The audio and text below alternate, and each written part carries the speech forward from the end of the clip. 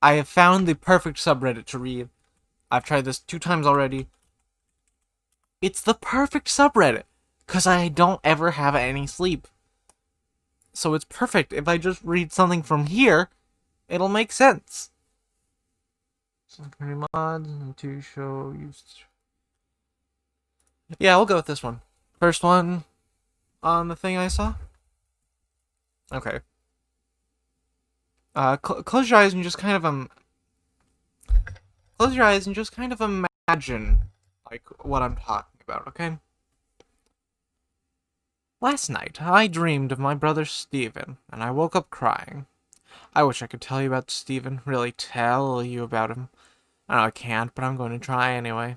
Stephen was obsessed with nature. Fly fishing and outer space. Tarantulas and frogs were his favorite animals. But he loved dogs, too, and owned 3 swaggering little mutts. Ever since he was a little boy, he had unusually heavy footsteps. His gait was always calm and unusually steady, like he was talking to the beat of a slow rhythm only he could hear. Stephen was smart too, incredibly smart. His exhilaration for nature and science was incredible. I remember being 4 years old and listening rapidly as he told me everything there was to know about the lizard cupped in his hands. He was so alive, so bright, so bright. I remember thinking, Stephen is shining just like a star. This was appropriate because Stephen loved outer space. Before I could even walk, he decided he and I would both be astronauts when we grow up. We would travel together in the same shuttle and be the first people to set foot on Mars. The first to orbit Saturn's cataclysmic storms, the first to look upon the pillars of creation in the hand of God. Stephen also wanted to be a normal kid. He wanted friends, people who were interested in tarantulas and frogs and fish and red dwarfs, who would share knowledge of insects and ecosystems and nebulae, people who would care, people who would like him. But kids are bad, and adults are more bad. Guys. From first grade onward, Stephen came home from school crying his heart out almost every day. I wanted to kill the people who made him cry. I still do. People like that don't deserve to exist. I don't care who you are. I don't care if you were a bully because your daddy hurt you and mommy didn't like you.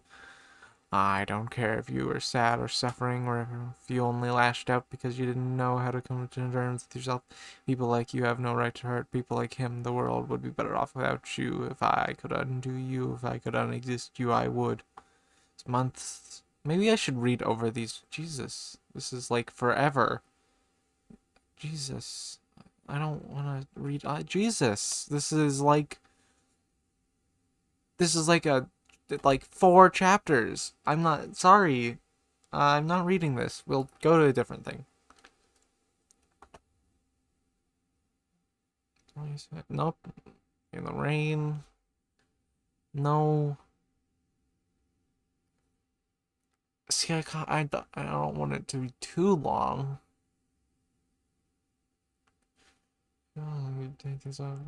Like, I don't know because I want it to be too long, but I also want it to be good. Mission, yeah, hotel visit. How it comes from mysterious ways. See, most of these are just really stupid. Like, sometimes the devil doesn't ask for your soul. That's dumb. Uh, deer hunting. Uh, so, I don't. Yeah, this one seems fun. Okay. Okay. Quiet yourselves down again and tune everything out and get prepared for what I hope is gonna be a good story. I'm not gonna read it before I read it to you because, again, I don't have the patience to do so, which is why I'm making a Reddit video and not working on the animation that I promised by the end of December. Technically, I didn't promise that to any of you, but I promised it to myself. And anyway, get yourself calmed down. Hello, I'm Dominic. I need to write all this down so it's easier to think. Though maybe I should close my eyes and stop thinking altogether, since that's how everything started. Maybe, at least I'll be able to get all of this out of my mind and think normally. No matter how much I try to think about something else, all my will and attention gets stripped away. It was the usual time for my meditation, and like always, I have lied on my bed, eyes closed and clearing my head. I stay in that state most days. Today, though, I asked. I wanted to see what really happened. I wanted to know what I can do to make things better. Incidentally, someone wanted to show me too. Sunlight broke through the creases of my eyelids that raised hairs on my neck right away. My blackout blinds are always closed. Expected some electrical fault turning on the room's light or an intruder shining one on me, but instead the whole room was bleached with the radiance of its bleak walls. Alarmed, I listened for any hints of other guests in this white cell, but I could not hear a thing aside from the pounding of blood rushing to my temples. The floor, which was now supporting my body, felt almost malleable under my nerve-racked fingers. Yet when I shifted my attention to it, it appeared every bit the immovable slab of cement it was. All the same, the sensation of drifting, levitating almost, was impossible to ignore. Perhaps its temperature, matching that of my body exactly, was the reason for my disorientation. While the warmth of the ground was almost comfortable, the air was frigid, and merely standing was a head-crushing effort. Every breath drawn got exponentially more painful and pierced deeper down the chest. My airways swelled, and I gasped for air, choking on a mouthful of agony and falling back against a wall. The impact near shattered my frozen skull. Somehow my hands found the wall to steady myself, despite my eyeballs rolling back in their orbits, but the wall looked. Jagged cracks and cavities kissed the tips of my fingers. The one Arctic air flowed through these, now breathable but reeking of sulfur. The fractures poured down from the ceiling like a sea of black webs, and do so literally, with the caustic fluid that burned my hands soon after. I recoiled back and scanned the scene. A macabre sauna, filling with vapors. I'll soon have no choice but to inhale. Smog billowed through the cracks, the hissing a bass line to my frantic, hacking cough. Spasms in my gut thrashed me over the floor, while burning coals ground up my organs.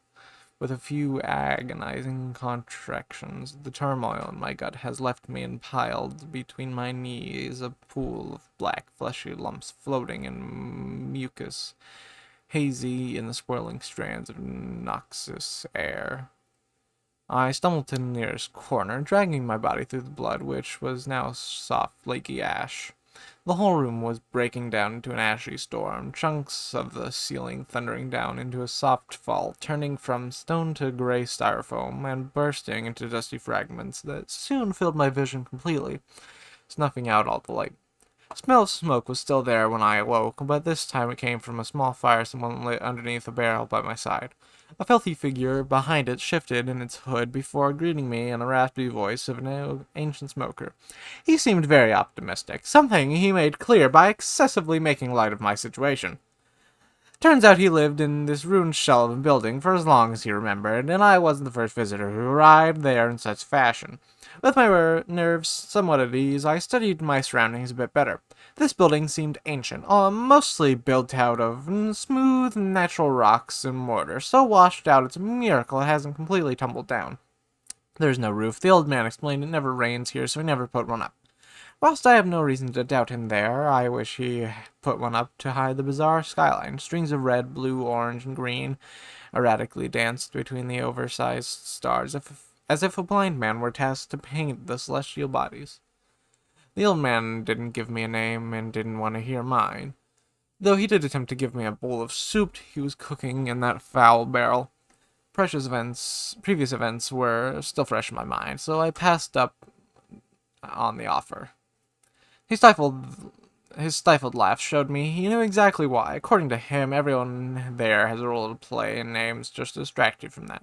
Speaking of there, I still have no idea where that is or what it means. Superman told me a little, just that the place goes inward, whereas the outward world goes, well, outward. It's a tall task to transcribe his conversations. He's an incredibly difficult man to talk to. When asked how to get out, he only responded with, "You'll be back." So I decided to take a walk outside his hovel, despite the absence of both sun and the moon. It was actually a rather bright night, if that's the appropriate word. Barrel Man's ruins were sprouting out of a small hill, but the surroundings were almost completely flat, the horizon broken up by a few sparse trees. I stuck to one of the many cobbled roads, but not to keep a sense of direction. The looming ruin was obvious. Surrounding grass was extremely short and dense, almost moss-like. The earth it grew on was unnaturally soft and spongy. Those two combined to make the surface completely absorb all sound. My footsteps were the only thing to disrupt the oppressing silence of this near barren world, and without that I'd have spiraled into a panic long ago. That detached state didn't last long. When I gave up searching for anything and made my way back to the old man, my heart jumped into my throat. First thing to catch my eye was the roof. The old stone ruin was now a small wood house. Greeting me was a locked door halting my entry. I rapped my knuckles, and on the thick unlacquered planks, and a sudden jerk of motion responded on the other side of the window. There was no time to brace myself. The door flew open, and a gnarled hand darted to my throat in a blink of an eye. I tried grabbing onto the frame, but it was useless. In one fluid motion, the creature turned and threw me against the rear wall, rupturing a few planks with the force. "I knew you'd be back," he barked, and stepped towards me, and robed by the crimson mist of a sun rising behind him. No part of my body would respond to my demands. I simply sat there while he lunged forward to slam the toe of his boot into my teeth, crashing my head through to the other side. I shot upright, back in my bed, wood splinters still failing through the air. Well, um, if you enjoyed this little reading of this thing on r/Nosleep, the link will be in the description, and please like and subscribe. Also, please go give the person who wrote it an upvote if you can, if you have read it. And I'll be back.